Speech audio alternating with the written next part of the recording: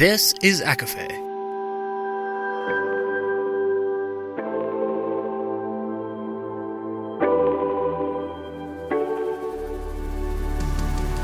Laura Marie and Jessica Marie proudly present A Court of Fandoms and Exploration, a podcast. Fair warning, everything the hosts say is explicit, full of spoilers and adult content and shall not be used against them. They have opinions. Let's try not to drag anyone for expressing themselves and just have fun for an hour.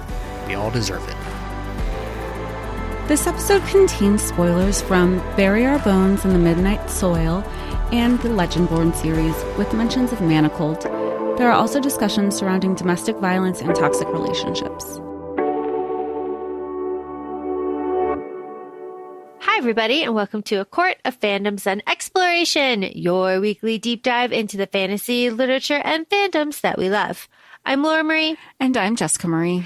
And today we are discussing Bury Our Bones in the Midnight Soil by V.E. Schwab, which we were fortunate enough to receive an arc from Tor Publishing. Thank you so much.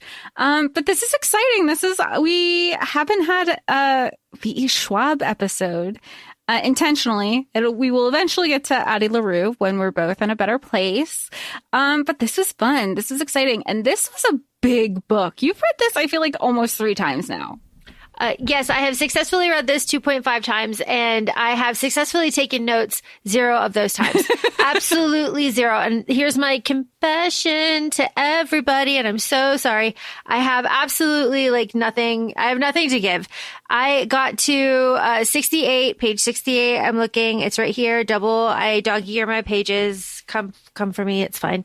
It's my book. And I got to that page both times, and I was like, crap, I have not taken notes at all. What do I do? Well, the only way through is forward. So no notes were taken. So to kind of piggyback off what Jessica Marie was saying is that this book is huge. It's over 520 pages, and we are grateful for all of the pages. However, Laura Marie didn't take any notes because she got too sucked into the story. And in the interest of time, we're going to keep this generalized with a fuck ton of spoilers. So generalized spoilers. All of the spoilers. So Jessica Marie, who are the people in this? And I guess spoiler, but this book is fantastic. It is amazing. All right. And it's hard to even you can't even be go into this blind as we sit here and tell you spoilers, so you've probably already read it by now. But we both went into this blind. Absolutely blind. Completely blind. I mean, and granted, it was offered to us and pitched to us. And I remember the back cover. And the front cover. And taglines in the front cover. We just don't, Laura, per usual, is leading the charge, is in the book already. And then all she texts me is, if you haven't started, just go in blind. And so I get only into one location because we explore lots of destinations and locations in this book. And I was like, "Oh, I'm already intrigued. We haven't been here yet." And she goes, go less. Don't even think about that. So we did have less, but what we will get into, like Laura said, is our characters. And we have 3 main characters. We have Maria, who later changes her name to Sabine. We have Alice, and we have Lottie, who's also known as Charlotte. With those 3 main characters, we have some sub-characters that are connected to each of them. They are Giada. We have Hector and Renata, Matteo and Alessandro. We have Giovanni. We have a lot of Alice's family. Her stepmother, Eloise, her sister, Caddy. And then there's Ezra, who is a friend to all at some point. Some of these side characters, or sub-characters, I should say, they don't necessarily cross paths with each other. So, yeah. So organizationally, I think we go through Maria / Sabine, and then Lottie, and then Alice. And then everybody. Yeah. I think that is just the best way to kind of organize this. Otherwise, we will be here forever, because the detail that we could get into this book is crazy. Now, if you're going to ask me if it follows the pattern, I'm going to look you in the face and say, I don't know. Because the way that this book is broken up is it if it's the first 5 like POVs, then yes, absolutely. Absolutely. Absolutely. If it's the first 5 chapters, not really, because we're still with Maria and we're not getting the fullness of what's going on. But also, you know how with Manacled you have 3 sections and you read it the way it's written first, and then sometimes people go back and read it in chronological order. I don't know if you could do that here. I mean, we can't explaining, but I'm saying if we were like, let's take the Maria chapters first and let's take the Lottie chapters next and let's take Alice, because at some point, and Lottie says this, in order to know the present and future, you need to know these pasts, which is how the book is structured. Here's something that I didn't need to know, and here's my one and only complaint. And you know, it is what it is. The Caddy backstory, what was that? I understand it's a vessel to get us to the grave dirt, but there's so much of it. There's so much of it where I thought it was, I got to a point where Is she a vampire? I thought she was going to be a vampire. Yeah. Or she was, yeah, like Alice was going to turn her or like something. I thought, because I kept reading that part and I go, what is this for? I don't understand it. And it's pages and pages. And again, we're going by the structure of the arcs that we received. For all we know, this is, still, might have been like netted out for final publishing. When she would go into the flashbacks with Caddy, I was like, wait, you didn't know when you were in that flashback. You know how sometimes in physical copies specifically, if you are in some sort of flashback, exactly, you know where I was going with this. When you're in some sort of flashback, you have things italicized, and that wasn't there. We had M dashes in between, and I know a lot of people are like, oh my God, M dash is a sign of AI. I use M dash. You could ask Laura in our texts. Like I love an M dash. I love an Oxford comma. Come for me. So no, I don't think it was, I don't know what the final thing is. And I also don't understand how it drives the story, except knowing more about Alice, because even at the end of this book, again, spoiler episode, her sister is dead. I feel like that could have just been mentioned, I need to run away. I need to like a fresh start. Like the loss of my sister is like really, and that happens. Death of family members, death of loved ones. That is a turn for some people to like, wait, this is how I'm going to live my life now, moving forward. So I don't think it needed all of the exposition. And here's the other thing too, even with all that exposition, I still don't love Alice. I don't love Alice the way that I feel for Sabine and Charlotte. The way that I feel for them is so intense compared to what I feel for Alice. Alice is like this interloper in this tragic, like destructive, manipulative, toxic love story. Yeah. Yeah, she's kind of, and really she's just collateral damage through it all. I dare to say even Ezra is more important than Alice, or in my experience reading it, because I remember there were times that Maria / Sabine is, supporting women's rights as well as women's wrongs, and I was like, yes, go off. Burn your in-laws. Like I was very like, you do that. You're doing that. Good for you.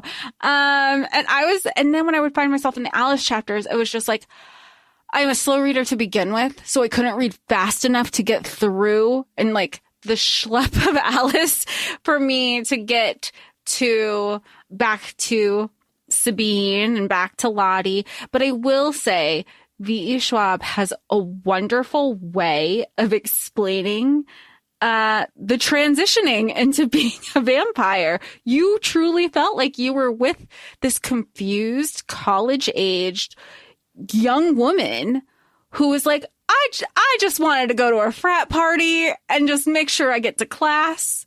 Like, that's all. I did not ask for any of this. I also very much appreciated this new kind of spin, or this like you said, explanation of the vampire lore in this world that V. Schwab has created. So like sunlight makes you sick, but you can still go out into it if you like fortify yourself. Like it's going to suck, but you can do it if you have to, and you can like build that up. You can own space, right? Like you don't have to kill people. Like you don't, it's, but the thing that I love the most about the vampire lore in this book is the description of hunger, and how the hunger is never able to be satisfied. And even Ezra says like that will either drive you mad or bring you peace. You either accept it or you'll go nuts with the knowledge that like this chasm inside of you will never be filled. And you just have to learn how to control that. And there's a lot of themes in that book, but this is one of them. Yeah, and Mateo actually brings that up too. She's like, I need to have it now, because there are definitely times where you're like, okay, y'all are on a ripper spree. But then Mateo would say like, it's not as bad as you think. Like you're telling yourself you can't survive, but you actually can. People go years without it and they're surviving. People go months without it and they're surviving. Like it is partially kind of like mind over matter. Yeah. All right. So let's start at the beginning. Remember, Laura Maria has no notes. We're going on vibes here. Maria starts off as a young girl and in Spain. Yes. And she is, she's on the Holy Road. Her village is there. She's watching a caravan come by. She is realizing that her life is small and she wants more. And she sees, and during all of this, she sees a widow. And the widow is all in gray, and she gets close to the widow and she has a meeting with her in the woods, and she moves very quickly, right? Very, very fast. She's very fast. Whoosh, vampire whoosh. Whoosh, vampire whoosh. Should have been our first clue. That should have been our first clue. Should have been the first clue. Yeah, we love a whoosh. We're whooshing, and then she's gone. She's gone, but then there's a dead body. A man died that night, and the widow is gone. And it will be 10 years before we see her again. Maria gets engaged to a Viscount, the Viscount of Oliver, and she leaves her family, which she says she doesn't know then, but she will never see them again. And she makes her journey and she goes to be the Viscountess of Oliver and hates it. Well, she hates it. And I feel like to go back a little bit is at this time, and Maria, it's the 1500s. And I think that's important to note because Maria is very much, they describe her. She has long red hair. She's very fair skinned. She doesn't have brown eyes. She does not look like a lot of people in her area, which are like dark hair, brown eyes. And she knows that her looks, she's turning heads left and right. And because it's the 1500s, she knows her choices are limited. But what is going to be her saving grace is her looks and her feminine wiles to lure the Viscount. And so, of course, she lures him and she's like, I have a plan because I don't want to be around here. I want more for myself, and the Viscount can get me there. So she teases him in a church or something, and she's like, if you want me, you're going to have to ask for my hand in marriage. And he does. He's so down bad and, just smitten with her because, like some men do, she is a prize. She is a trophy to him. Look at this status symbol. I have what everybody else wants. But he does. He does get her because at this point, Maria's feeling like, well, because my options are limited and I have to be married off. Let me find a way to control this situation and be married off to who I want to be married off to. Mm-hmm. And what he's kind of a dumb brute. And he wants a son, and he does all the things to get a son. And Maria is like, a tonic, please, kitchens. And if you tell anybody, I'll fucking cut out your tongues. We love that. Yeah, and then she realized she has to start going to her people and not like the king's or the Viscount's kitchen. It's like, oh, okay. So we have our life in Oliver. We have parties. We meet our in-laws. Our in-laws are terrible. We almost have a little affair with our maid, but she gets sent off because she's actually the Viscount or the Count's illegitimate daughter. And all of this kind of comes to a head when Andre, the husband, has to go to war because he's a knight or whatever. And Maria is sent to Lyon to live with her in-laws. And during one of the torturous outings with her mother-in-law, she spots who? She spots the widow again that she saw 10 years ago when she was a child. And she was like, hey, I know you. And she's like, I don't think you do. And she goes, bet. And she goes, oh, you do know me. So they're kind of rekindled. And she's like, where kind of have you been? And then she, you know, the mother-in-law that she does not get along with, Maria, kind of beckons on her. And then that's when Sabine's kind of feeling the situation out to be like, look, you might want to come back to me. I can help you. And she's kind of seen as like an apothecary of sorts at this time in this market. So eventually, because Sabine, this is like Sabine 1.0, I guess we'll call her, the original Sabine, she is seen as a widow. And therefore, again, because we're in the 1500s and it's society, and like she's seen as like, oh, you're harmless. So my married daughter, Maria, can hang out with this widow at the apothecary to learn some things to bring back to the castle, because it should be known that the Viscount's parents are king and queen. Yes. Yes. And we have Maria. It's important to say that she is bored. She doesn't know how to read. She knows how to count, and she is not able to leave the estate. She's not able to ride her horse. She is kind of trapped there, kind of making the best of it. And then when she is with her in-laws, she's trapped in a smaller house with all of the in-laws, constantly with all of the gossip. And the widow is her only escape from this constant like scrutiny of her husband's parents, because again, he's not there. And it is then when her husband comes back and he starts the baby making, and she's had enough. And Maria is like, you know what? I can't do this. And she runs out of the house. She runs out into the night and she runs to the widow and she spots her from the outside. And this is page 108. Jess, what happens on page 108? 108. She's like, I need to be free. You told me to come back if I need my freedom and you would grant it to me. Let's fucking go. And she does. Sabine does. And this is the part where we find out that Sabine is a vampire this whole time, and she goes to change Maria, and Maria drains her. So Sabine makes Maria into a vampire, and Maria can't stop drinking her maker's blood, and we'll get to it later in the episode, which is a crazy concept, being that Sabine sired Maria and is telling her, okay, you can stop drinking my blood. And that sire bond is not working. And Maria drains Sabine, the widow, completely. Yeah, into ashes. She collapses into ashes into Maria's hands. And that is taboo as fuck.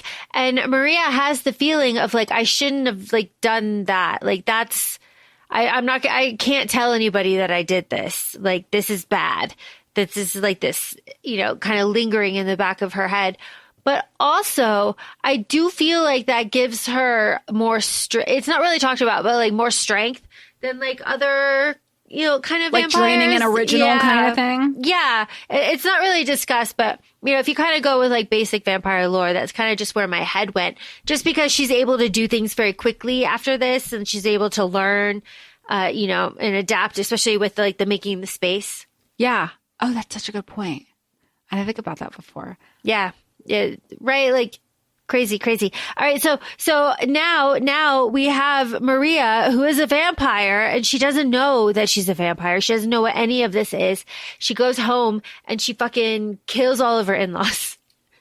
Well, and she sets has the to house on fire. You know what the best part is? It's like, again, basic common vampire lore is like you have to be invited in. So when she's on the outside of the gates and the guards are like, what the hell? Why is our Viscountess here?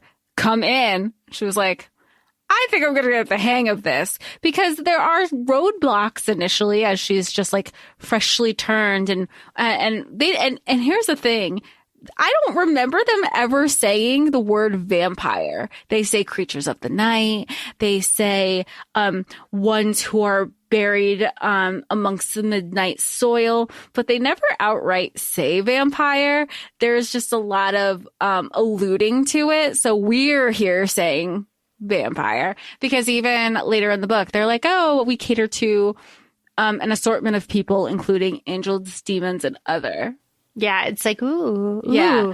But again, basic lore, she's and she's trying to understand it. And again, to what Laura said is, she's like, oh, I probably would have gotten the answers to some of my own questions if I didn't do that. But there's very little remorse that Maria is showing, because she's fueled on anger. She's been controlled her whole life, and this is the first time that she truly is feeling a sense of freedom against her life, freedom against her husband, a freedom against her in-laws, and a freedom against society. Yeah, because she murdered all of them, drank them dry, burned the house down, and walked away. She walked away. She walked out. She walks to a farm. This is where we learn about the sunlight and the sickness. And Maria is walking and she feels so sick, and she finds the shade in the barn. And then she just starts drinking her way through, right? Like she kind of establishes herself. She drinks her way through, and then we catch up with her like 10 years later. And this is where we meet Hector and Renata. And this is where it's Sabine's first encounter with beings like herself. And this was a very interesting encounter as well, because Sabine, Maria, who's taken the name Sabine, is hesitant, and she like kind of takes a step back. She's like, do I, what is this kind of these others? And she says in her POV, like, it's not fear, it's something else. Curiosity almost, because she was always a curious child, and that was always something I think her parents said, like, that's going to get you into trouble. You're always off doing this, that, the other thing. But I think it was also, yes, it was, not only was it coming in contact with people who were others, I think it was the first time in a while where she came in contact with people who were more powerful than you. You know, that saying where they're like, if you're the smartest person in the room, you're in the wrong room. You should like want to challenge yourself. She's kind of been the apex predator amongst everybody she's come encountered with for 10 years. This is the first time that that's not the case. Yeah. And also this is the first time where she realizes that she has things to learn, because it is through this very long relationship that she has, that Sabine as Maria, they're the same person now, has with Hector and Renata, that she learns that how vampires can die. And they can die with like a stake through the heart, man. That heart's going to go, but also fire is the worst. Fire is the worst. That wouldn't be important. God, that was awful. That was awful. And, I remember at one point reading that when she took on the name Sabine, at first I would go, because they said like a name was whispered Sabine. And I would go, oh my God. And, like Oathbound trilogy spoiler, I thought Sabine took over her body, but it wasn't. It was more, I think it was like, Maria died in her human life, and that's how she saw it too. So to signify that she is this other, she took on a different name, because they felt like two very different personas for her. Absolutely. I agree completely. It is also through this relationship with Renata and Hector that we learn that vampires can get reckless in a way. Like pieces of them start to like die and kind of like wither and like come off of you as you go, like humanity, empathy, your conscience, things like this. And Hector goes through this phase where he's obsessed with churches, and they're just like slaughtering their way through the clergy. And it is through this like reckless kind of slaughter that we, one, learn that the hunger can never be satisfied, and two, learn that vampires kind of go nuts as they get too old. Yeah. It's funny because like Renata acknowledges that about Hector, because she's like, he gets in like this when he goes through like a crazy like feral feeding, basically, and wants to read all of the things. And Maria is very dismissive about the reading, and he's like, you don't understand, which are like relatable, Hector, right? He's like, you just need to find the book, and once you find the book, you're gonna be like, you want it all. And I think something to be really jealous about of vampires is that they have all this time for reading. And I know we all talk about like our endless TBRs, and there's just like never enough time. Could you imagine all that time? Like, it's so like, what a relief, right? But yeah, the fire is the worst place to go, because the life of a vampire is all connected to their heart. So it's the last thing that the fire touches. But just like Sabine, you know, they lock a bunch of people in the church. They go on a feral feeding frenzy. They counted everybody who came in, but they did not count the leftover bodies. And that's where we're missing one, because this is where the town the next day is basically like, nope, we clocked y'all. We're gonna burn you. We're gonna lock you in a coffin and we're gonna burn you. Meanwhile, that kid gave a warning. Yeah, it gave a warning to Sabine, and this is where we get more of V. Schwab's vampire lore of the grave dirt, you know, death calls to death. Because Sabine, like, clocks that, like, oh my God, they've been captured. Okay, good to know. There are 3 coffins, though, so they were expecting me. So what do? I'm gonna go not that way. I'm gonna go this way. She's very much in survivor. Like, she's like, I'm looking out for me. She's like, I'm sad, but, like, not going down with y'all. Yeah. Even though it was her fault. Yeah. Looking out for number 1. And Sabine goes to the graveyard, and she has to fight the grave dirt, and she like hides in the mausoleum, and she hears Hector and Renata screaming, and they die. Important note here, Renata got a promise out of Sabine. Sabine, you're not going to leave. Don't leave, Sabine. Promise you won't leave. Promises are binding in this universe. So Sabine was stuck with them. And when she tried to leave, she would feel this like need to come back. It was not good. It was not good. But when Renata and Hector died, that promise also died with them. So Sabine is now experiencing another form of rebirth and freedom. Yeah, because there was a point in their relationship, because they were there together, like, in a polyamorous relationship of sorts, for 10 years. And then Sabine, you know, because Hector was like, I love you because my wife and my sire, because Renata was sired by Hector, she loves you. Make no mistake that she doesn't like that. She loves me more, though. Just so you know who's in control of all of this. It got to a point where it was almost as if Sabine and Hector tolerated each other because of Renata, but that was causing Sabine to feel trapped. And, you know, and those conversations later happen in the story, like, well, have you ever loved anybody? To the point where X, Y, and Z. And she's like, not really. I'm fine just eating people. I don't need to sire anybody. Well, and that, you know, Hector and Renata are one example of love, one example of a relationship, and Matteo and Alessandro are another. I was so excited because, you know, I'm thinking of all of it, I'm thinking of Twilight, I'm thinking of New Moon, I'm thinking Matteo fucks with the Volturi. Like, he's just very, like, it was giving Michael Sheen vibes, like how fab he was. I go, oh, this is going to be good. This is going to be good. And then it was confirmed. I go, I knew it. I was so happy. But it was also very interesting to see the dynamic between Matteo and Alessandro, because Alessandro is not immortal. He was very much mortal. And they just him and Mateo just kind of fell for each other. And there is also a sense of ownership. They're in Venice, and Mateo's like, again, you're still so young. You can't be causing, wakes and communities. People are going to talk. You need to like lay low and let me teach you the ways. And, very much, and Sabine very much at this point was like, I kill and I'm on to the next town. And he goes, but don't you want stability? Do you want to keep running? Don't you want to just kind of like breathe for a second and relax and enjoy life?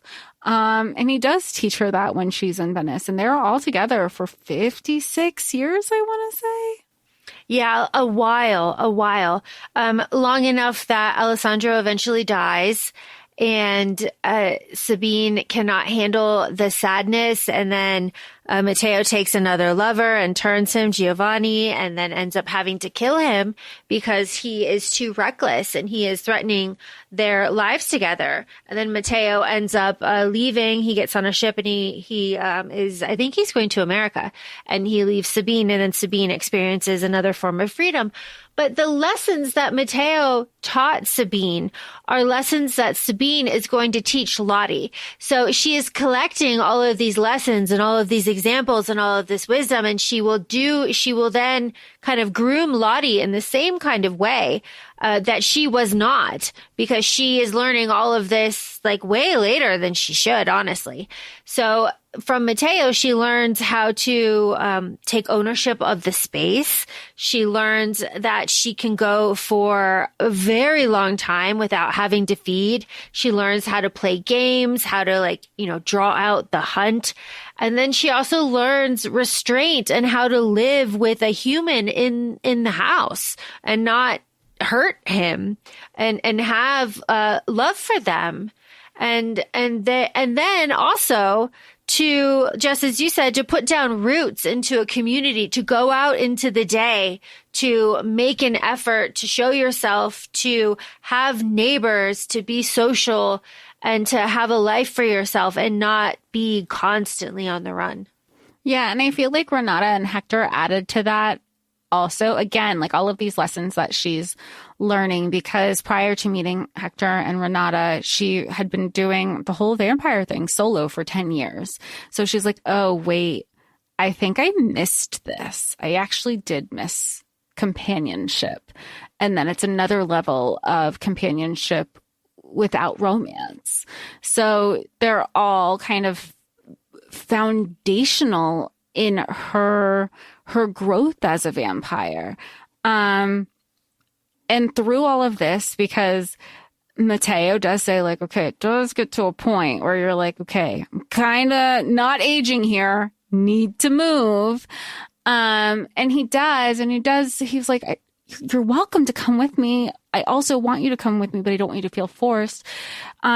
Sabine goes to London, and, it's the season.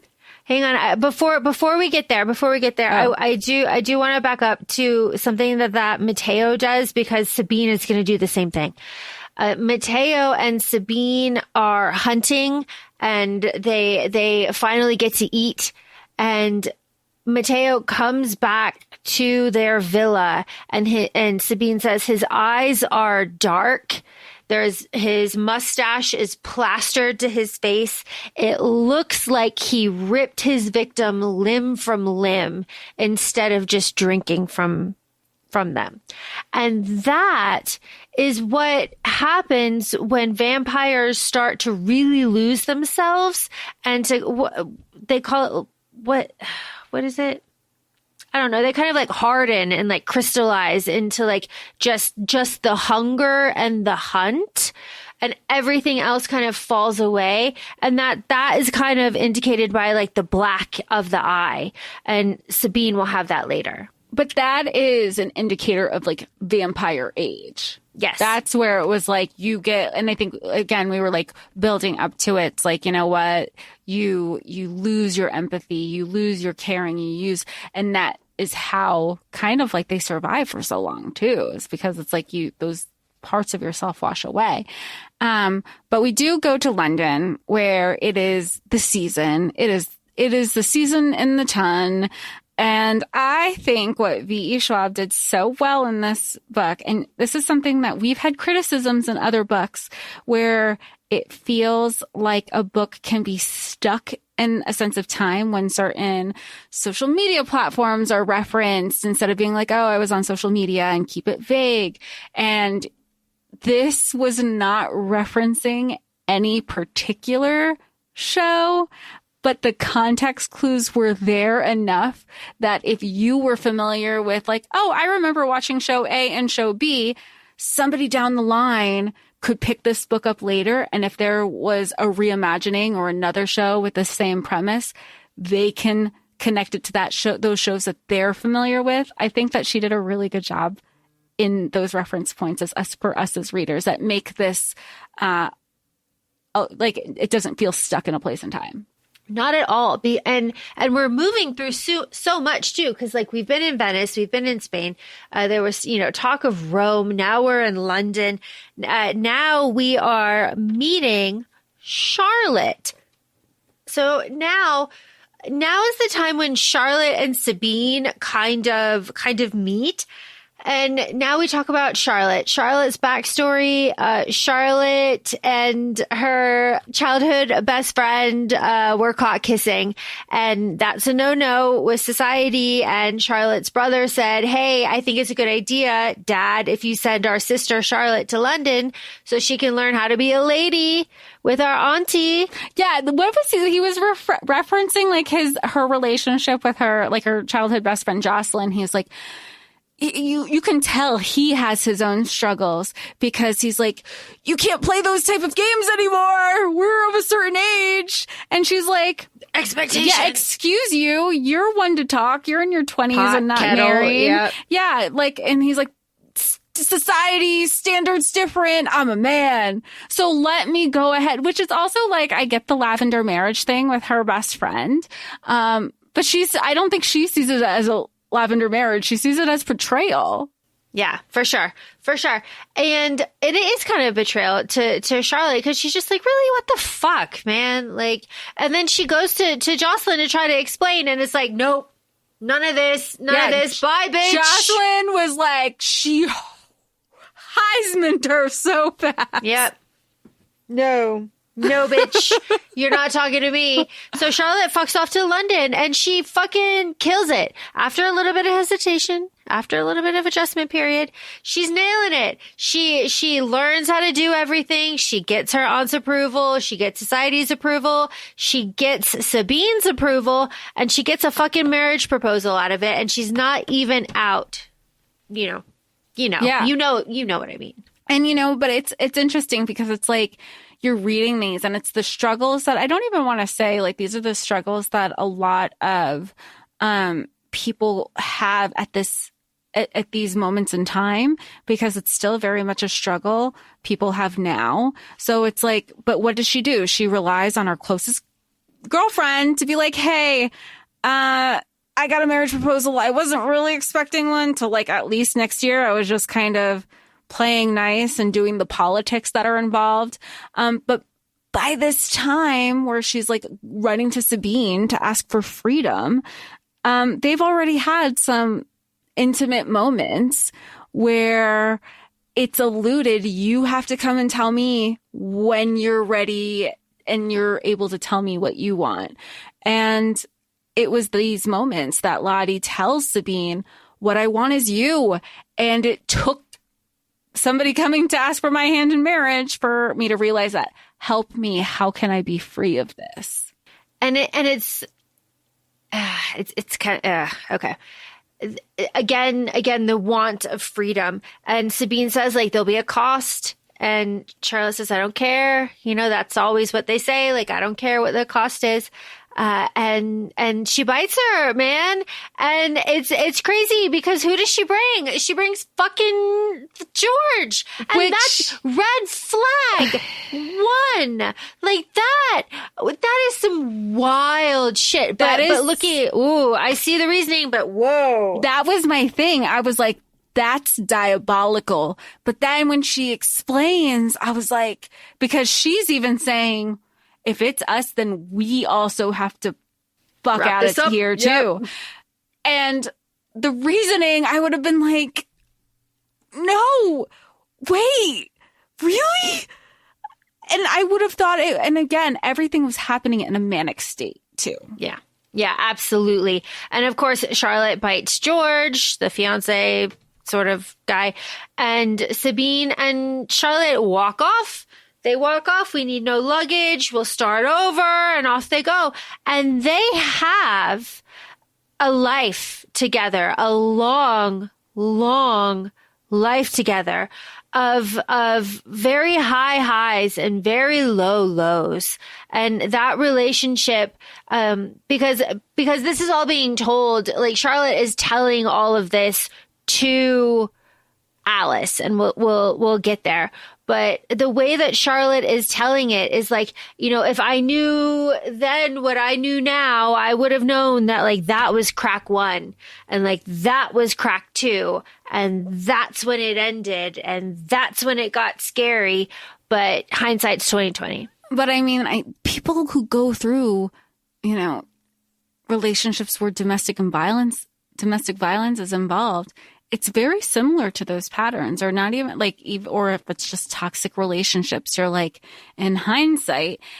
And here's the other part of everything. They can't share their relationship. So it's not even like, you know, where sometimes you have people in your life who can tell you things to be like, hey, there are some things that we're concerned about, and we're saying this because we love you. And they can't, she doesn't have that. Yeah. And also Sabine has a wildly different outlook on life than Charlotte does. Charlotte is very sensitive. Like as we travel with them through their time together, we go through World War I and World War II, and Charlotte is in deep depression over the suffering of humanity and the destruction of the land and the world. And Sabine does not care at all. Not only does she not care, it's the, you know how, again, vampire lore, if they're not controlled if they don't know how to control certain feelings, just like they could read minds, they could take on emotions. They're very like, they can be very much empaths to those around her. She's feeling all of that. And Sabine has given her no tools how to mitigate and navigate through all of these as a vampire. Renata has been around since the 1500s. We're now in the 1800s. Oh no, now she was made in the late 1800s. Lottie was made in the late 1800s. So now we're in the 1900s because we're going through World Wars I and II. And so Renata has had Sabine has had this wall up, being built for the last 400 plus years. So that all the death isn't impacting her. And also, to be fair, Sabine hasn't, not only does she have this wall up and kind of like you said, like crystallized in some of her emotions, her time as a vampire have been very fun. It's been with sailors and sailing and parties and balls and like Carnival in Venice year after year. And then, you know, Bridgerton styles Seasons in the Tun for many years. So it's all been fun in ballrooms. And by the time she's been exposed to war, it doesn't matter to her because it doesn't impact her. Where Lottie is very new. She's a new vampire who has received no skill on how to navigate and no tools to navigate these emotions of people dying around her, air raids happening. And Sabine has gotten a promise out of Charlotte. Charlotte, promise you'll never hurt me. Promise you'll never hurt me, Charlotte. I promise. What a weird promise, I think, at the time. Strange. Ugh. It's a relationship. It's a toxic relationship, but damn, is it fun to read. One of the cracks was Sabine held Charlotte down in bed. Another crack was, I think Sabine hit her. Another one was the slaughter of the house in England that was right next to Charlotte's family estate. With the little girl inside. The little girl. That was another crack. And then with the couple, Antonia and Jack. Mm-hmm. And that wasn't even like a thing. It was just like, and it's so funny because of the hypocrisy involved, right? Because when Sabine had come across Hector and Renata all those years back, she was like, who are these people? I've never met others like me. I am so full of curiosity and intrigue. And now you're seeing the same thing. Sabine and Lottie's feeling, who are these? This is like my anniversary. It's my anniversary of becoming a baby vamp. I'm so excited. There's other people besides you and I. I'm so curious. I'm so intrigued. But Sabine is very jealous. She's very jealous and very threatened. And it's not the first, this is the second time she has said, am I not enough for you? Because the first time just came out of a general inquiry. Are there others like us? I've never seen them around. And she's like, am I not enough? No, that's not what I said. I was just like kind of curious. And it was so funny after they go off with Jack and Antonia, Lottie is full on. Again, people are like familiar with this. If you're in certain toxic relationships and dynamics, shit, it was a test. And I fucking failed. Yep. And she was testing me the whole time. And all of this was an act. And she was waiting till we were alone so that she could flip the switch. And this is what she was thinking the whole time. And now everything is ruined. And it was my fault because I failed the test. Yep. The worst, the absolute worst. But Charlotte does end up leaving Sabine. She runs away from Sabine. They have a huge fight. She leaves, and Charlotte, hops, skips, and jumps around Europe for a long time, and then finally settles down and has a little bit of a life with a woman in, is it Rome? Maybe? Yeah, Giada. Yeah, Giada. And they have a life together, and they are very happy for a time, and Charlotte wants to cook her food, and this is very similar to the Matteo Alessandro situation. Yeah, and I think it's also important to note that Giada was not other. She was mortal. So once it was an interesting relationship because Lottie was able to show Giada her true self. And she says, and she's not running scared. And once Lottie was able to show Giada, look, I am other.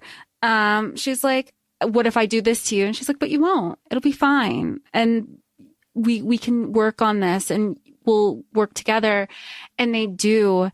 And it's a beautiful relationship. But in the back of Lottie's head, she knows it's only a matter of time till Sabine catches up, because damn, isn't that how it usually works? You're just like waiting for the other shoe to drop. And it drops. Sabine meets her in the street and is like, look at this friend. She's your friend. We ran into each other. And she's about to invite her in. And Charlotte is like, no. Do not invite her in. And that's when it's like, whoa, okay. But Sabine does a murder. She does a murder right there, right in front of everybody. And Charlotte has to watch it. And it is horrifying. And Charlotte is heartbroken. And she leaves. She just leaves everything as it is, walks away. And I believe she walks to a boat and gets on a boat and comes to America and comes to Boston. Yeah. And she comes to Boston, and this is one of the names. Or no, sorry. She goes to Antonia and Jack. Oh, that's before fleeing to Italy. But in those conversations, they said, look, if you're ever looking for a friend, and if you're ever looking in America and find yourself in America, here is somebody that we know. If you just need a point of contact over there, let them know we're your reference. And that's how we meet Ezra, or how we come to find out about Ezra. We also know Ezra's been around since before 1776. So he has some years and some knowledge, but he's been in Boston since the Revolutionary War. So he's very much able to adapt. Now think about Revolutionary War, and we're now in like post World War II, and Lottie is currently in America trying to escape Sabine and constantly having check-ins with Ezra. Hey, you haven't heard anything. I know your ear is on the ground. Is anything yet? Constantly in a state of fear, of running from her maker. And it seems like she's paranoid. It seems like really, Charlotte, really, Sabine has said over and over and over again that she does not want to be, she doesn't want to travel. She doesn't want to get on the boat. She won't do the plane. Like, she's not going to do it. She's not going to cross the ocean. She says it. But Charlotte was right. Of course she was. Yeah, of course she was. Charlotte feels lonely and feels alone. So she strives for connection, and so she finds the women, and the women find her. Is the kind of turn of phrase, and they kind of meet, and they have little like affairs, like little, they start to build a little life together, and then they start fucking dying. They die. She's like, okay, bye. And then she circles back and they're dead. And they're supposed to meet for the third date and they're dead. And it's happening over and over and over again. And then Charlotte is afraid because, like, are you serious? Are you serious, like, Sabine? Anything I touch, like, it goes to shit, quite literally. Yep. So then she's like asking Ezra for advice, and he's like, part of it was like, well, why do you think I got into like starting my own business so I can have that companionship? He goes, but what's more important? Like, he's like, is your own self-interest more important than the lives of other people? Like, have a tryst, go like have a one-night stand, but do not have a relationship. Because that's what this all comes down to. So Lottie takes that advice. She's like, I will have my one night stands. And she has her little black book of, I was with this person. This is kind of like my memory of them. And like just one-liners of these people, of these fleeting moments that she's trying to find joy and not cause death.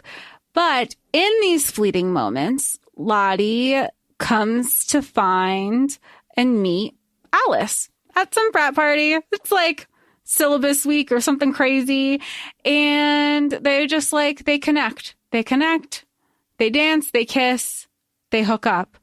But Sabine has come to America this whole time. And I mean, I don't even want to jump to that part right yet.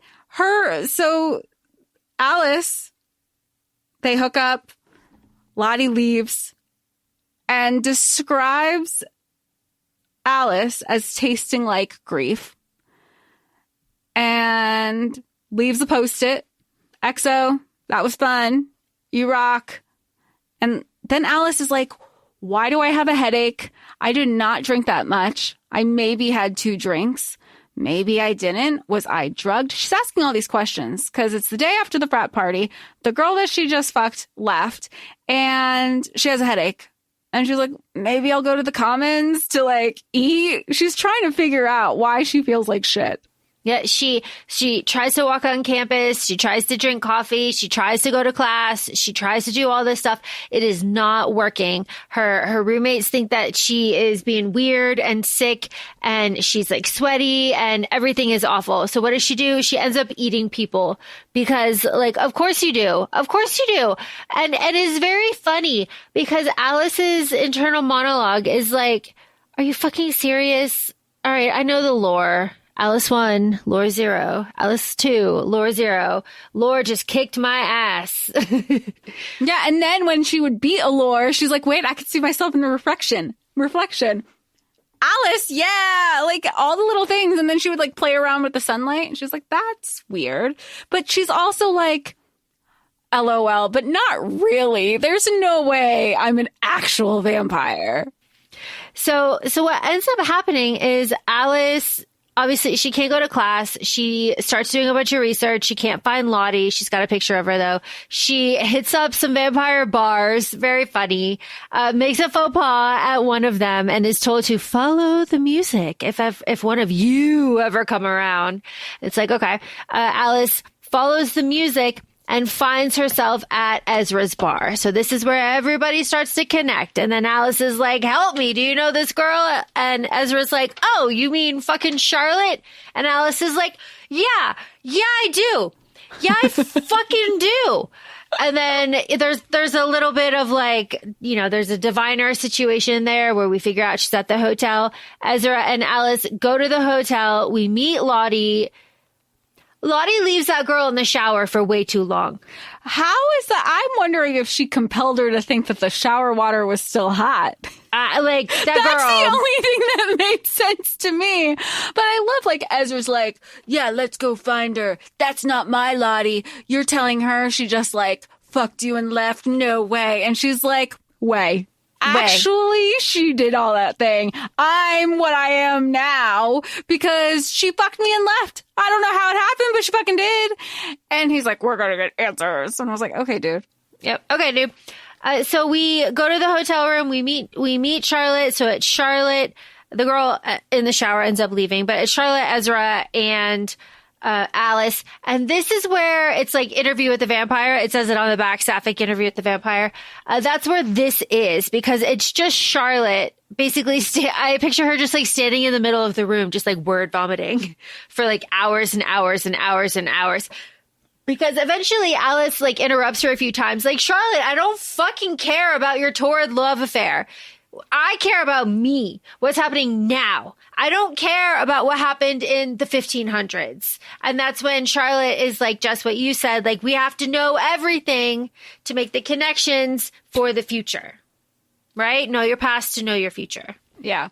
And then, because Alice stops her twice during all of her like explanation. She's like, I don't fucking care. And she's like, well, you're going to care because basically, my ex is mad at me. And again, Alice is like, so now I'm in between this fucking crazy relationship, which I understand where Sabine was going with it. I think she's just trying to get, Lottie's attention. So she's like, look, killing these her people she's trying to date isn't working. Let me try another way. So ultimately we find out that Sabine is the one who turns Alice and it wasn't Lottie. But because that's the case and we know that Lottie can't kill Sabine, Alice has not made any promises to Sabine. So so Alice has to kill the Maker. Here's some fucked up shit. Okay. The first fucked up thing. Sabine made one of Charlotte's girlfriends a vampire before, Penny. She turned Right. Penny, and Charlotte ended up killing Penny because she can't do that. And Sabine drops the line a little bit later of like, Charlotte doesn't like you. She doesn't love you. She looks at you and all she feels is sadness and guilt. And that plays out a little bit later. And the most diabolical thing in the fucking world is what fucking Charlotte says to Alice. It's like, okay, you're going to kill Sabine. I'm going to manipulate you. This is what Charlotte's thinking. I'm going to manipulate you to go kill Sabine. What she says to Alice is, you are so freshly made that when you go kill Sabine, you will be human again. You'll be alive again. You'll have your life back. I think she says you'll get your life back. When you kill Sabine, because you're freshly made, it'll just revert. And that's how.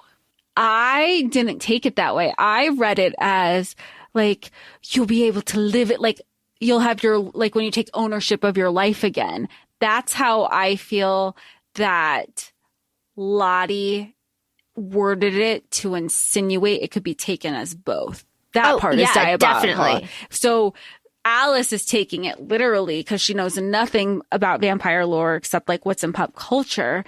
And, you know, like she did the fairy thing of doing a play on words. Yep. And Alice is like, I'll be alive again.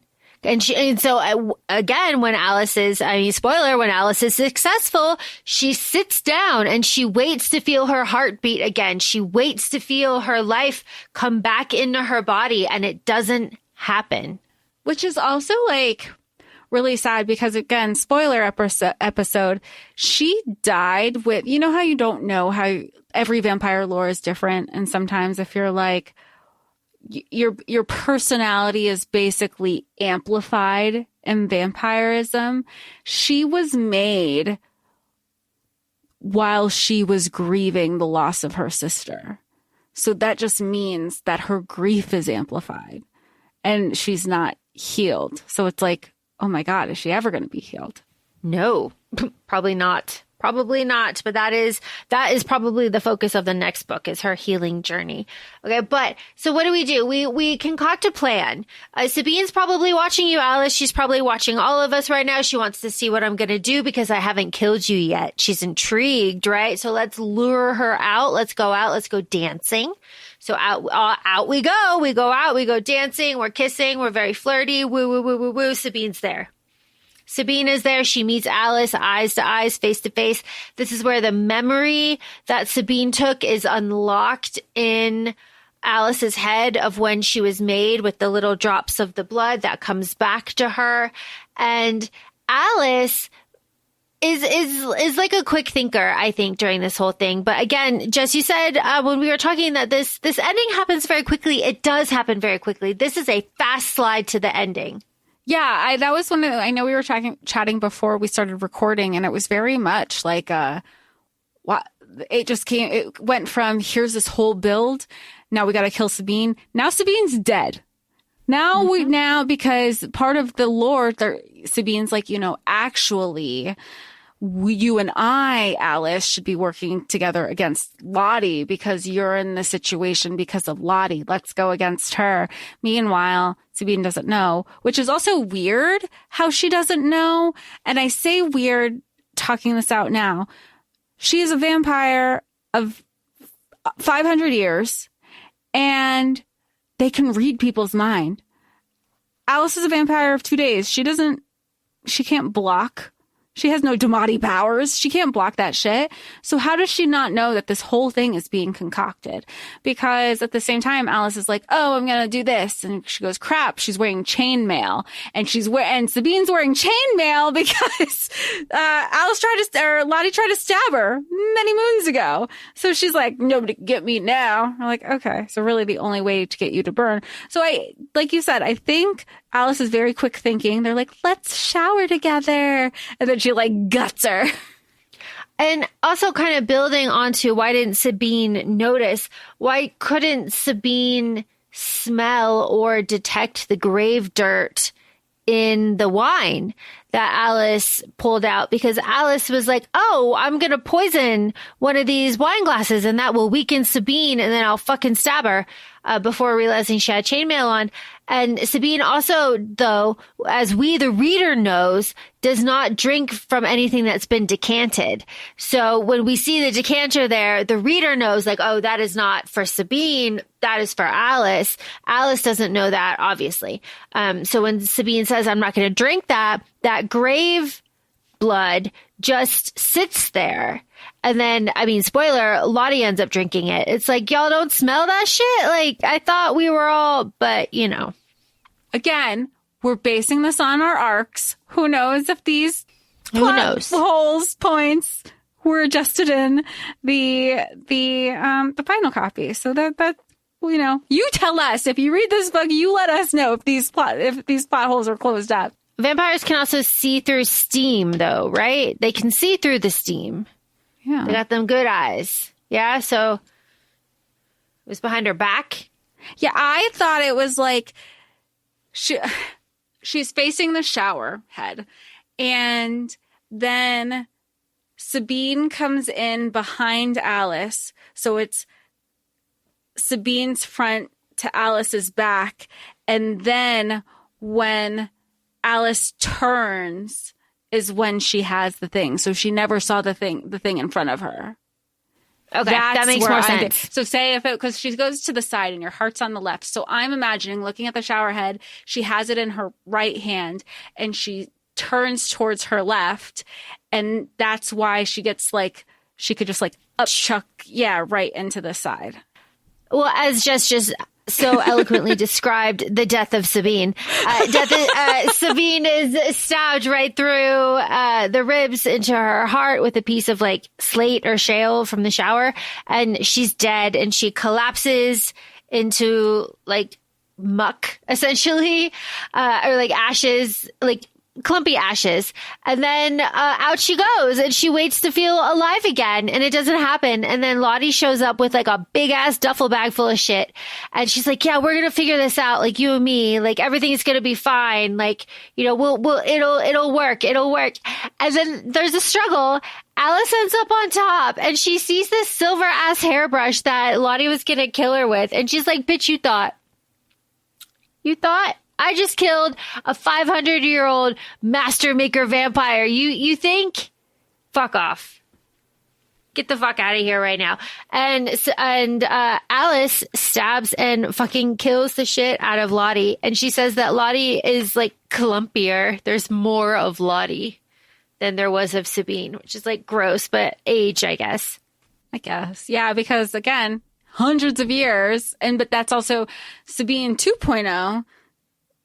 Dies very similar to, like I say similar, because it's not the same death, but it's death in the fact that they both turn to ash.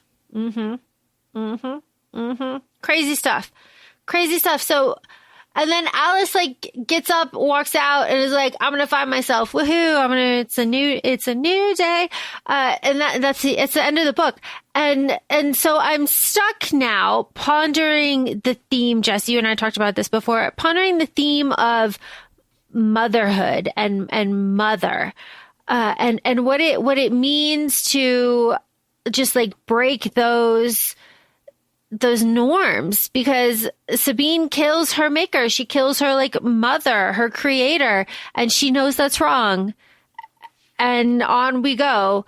Alice kills her maker, and then she kills the person who facilitated all of it. Again, taboo. She was manipulated into it. Like there are these underlying themes that I have been just like kind of grasping at the whole time I've been reading this book. Jess, what are your thoughts? I feel like you're really good about pinpointing the motherhood connections and themes and things. I think I've suppressed that enough, and that's something we're working on with therapy. I have a book that my therapist recommended. It's called like Mother Hunger. So that's my suppression, but I took it more along the themes of like expectations and freedom from societal norms. So again, with Maria, she had the societal norms and expectation of this one way of life, when even in the descriptions, she was not attracted to men, but that was kind of the expectation of her from society. And she finds freedom in the release when she becomes a vampire and she leaves her husband and her in-laws. And then she's finally able to be with a woman who is Renata. Like that's the first person that she truly gets to have that experience with. And then with Lottie, same things. Like what is the societal norms and expectations at this time? And she realizes her freedom and truth is not just with her best friend Jocelyn, but is also with Sabine at that time. And it's also a theme that you have when she follows up with Jocelyn, when Jocelyn's much older in age and she thinks she's seeing a ghost, but it's actually Lottie. And she was like, you were so much braver than I was, you know, and the bravery came with that sense of freedom. And then you kind of have it with Alice, where she's looking from freedom away from her family in Scotland, because she always felt like, well, I was Caddie's little sister. I wasn't my own person. So I feel like that was it. But then through all of those different main characters, they were they were not just like finding their truth, but they all lacked and yearned for connection. And it was the yearning for connection that undid them all. So is this just like the final foundation, like the foundational theme is no new friends? Just no new friends. No new friends. No new friends, because they will murder you. It's like I saw a meme the other day. You're like, you want me to get married? The thing's statistically proven to kill me. That's so fucking true. Oh my God. Jess, obviously we love this book. This is a really wonderful book. Jessica Marie, would you recommend this book? I would absolutely recommend it. I know one of the things that we've talked about is like fantasy paranormal books not necessarily needing trilogies or series. I love this as a standalone. Like, this was great. Yeah. I agree with you as well. I like how it was left kind of open-ended, and I like how it stays that way. I don't know the E. Schwab's plans. Obviously, I don't know her. But I would love if this was just a standalone. I feel like there are not a lot of standalones left. Recently, recently everything feels like a duology or more. And while that is wonderful, of course, absolutely. But like, there is something special about just like an adventure, like a single adventure that you can just like have. I think that is really special that you can just like kind of treasure and take with you. So yeah, I would recommend this. I think it's really wonderful.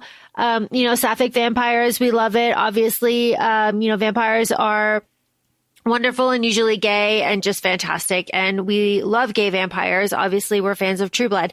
So I would recommend this. I also just want to say that I love the character of Sabine. I think she's just a very unique character, and the descriptions of her just like owning her life and like, being this like, fiery bastion of like, passion throughout her entire life. And then watching that slowly get corrupted into something dark, and all of that passion just kind of be focused and honed to a point of obsession is just a really wonderful character to see.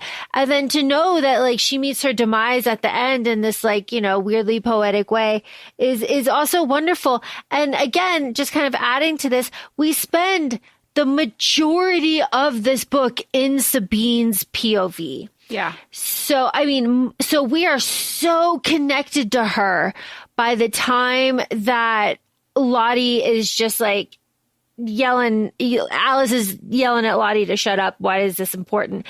And that I also feel like, why is this important? Just get back there. Yeah.